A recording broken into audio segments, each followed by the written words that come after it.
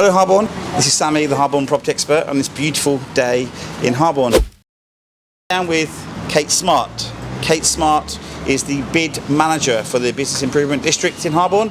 So Kate, why not tell me a little bit more about your background? Okay, so I've been in bids for about 8 years now, maybe. Wow. Before I came here, I was the bid manager in King's Heath in Birmingham, and then way back, first job was in radio, running a student radio station in Wolverhampton. Well, that's quite diverse, isn't it, really? Yeah, so I'll come at this with a bit of a communications marketing background. Yeah, I think it's important to have that sort of background when you're dealing with the people, because you know what people are like and what they listen to, and obviously you can use that moving forward. And what sort of led you to your current role? I know you briefed on that, but what got you actually into radio? What was before that? Oh, what got me into the radio? Yeah.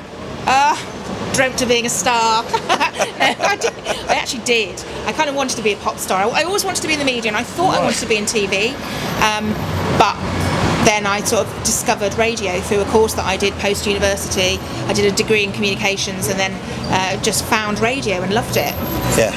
Well, TV and radio are great things, they're great mediums to advertise on, and obviously we're doing it right here, right now.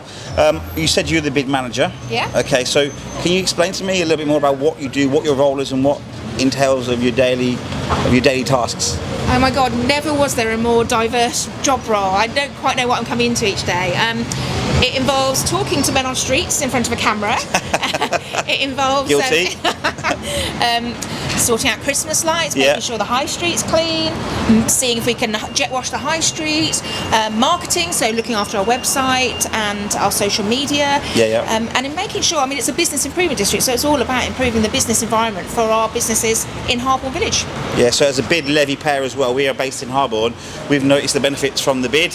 We had the Christmas lights, we've had more security that's been going up, we've had new bins, all these things adding to the value of the high street, which we love. As a business, it makes us look better. So obviously the work you've been doing so far and what you do every day is obviously clearly working, and I guess we know how the bid helps, but what would you like to do with the bid which you haven't done yet? I think really there's so much you can do.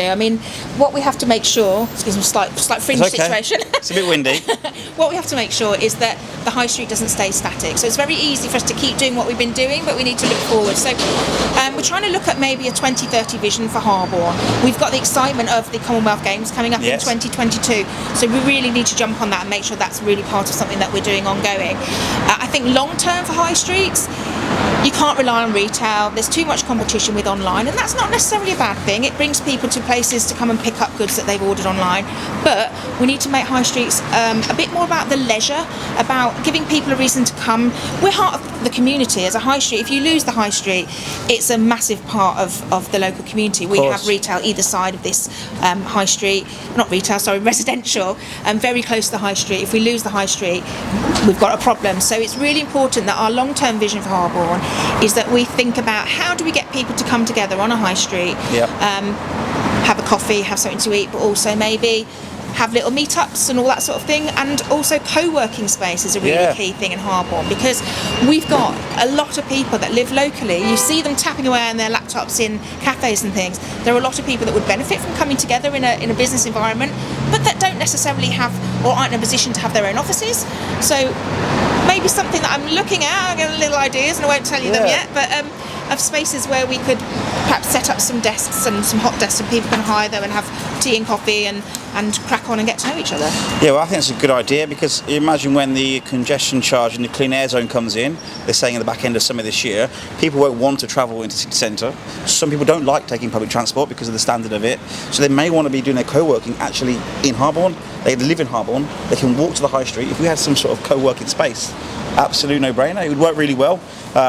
When I started my company, I probably would have done something like that. There wasn't anything available. Yeah. So I worked from my house. It worked really well, and I grew and grew. But co-working is something that I think we're definitely missing in the Harborne. Sometimes it's good just to get out of the house, because it can be a little bit easy to go and put the washing on and that kind of thing. So if you're in a focus space, that's you can be guilty of not putting your shirt on each morning. This is true. And answering emails in the wrong clothes. I think it's been nice talking to you. Tell me something that nobody knows about you. Oh my goodness. I don't know that there is a lot. I'm a bit of an open book, really. Years ago when I was at school, I worked at the British Embassy in Luxembourg for my work experience. That's pretty cool. There we go. Embassy expert. That's Kate Smart from from the bid. Thank you.